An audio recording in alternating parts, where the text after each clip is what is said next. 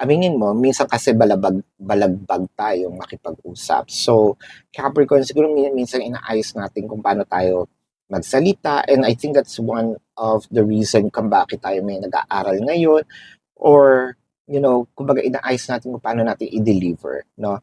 Alam din naman natin na meron tayong flaws doon, pero ang maganda sa iyo is you are trying to um, magbago hindi para sa ibang tao, but also, self-improvement with the Six of Pentacles and the Knight of Pentacles.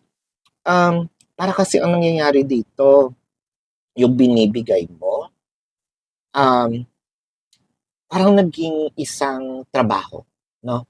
Parang feeling nila, trabaho mo yan eh. Bakit hindi ba ako pwedeng magkaroon ng kapritsyo man lang na sana ako din, kung ako itong tao mapagbigay, sana ako din nabibigyan, no?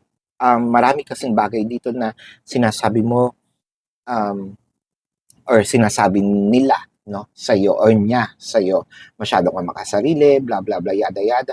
Paano na lang yung binibigay ko? So, ano yung libre na lang? Kaya nga ako siguro nasa isang relasyon is to reciprocate, no? Kung ganun pala, di ibigay ko na lang yung itong aking abundance sa sarili ko with the High Priestess and the Queen of Pentacles. So, ito na nga ang ginagawa mo.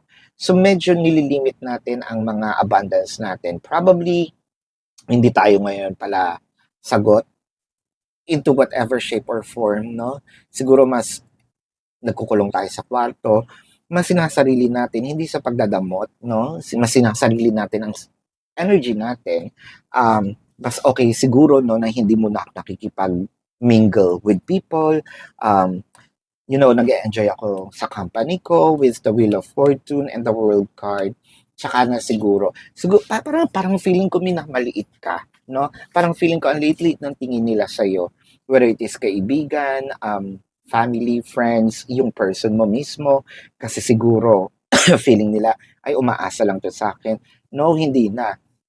So I changed my perception with the Nine of um, Pentacles in here and the Tower. So ang nakikita natin dito, maraming transformation. You might be in a situation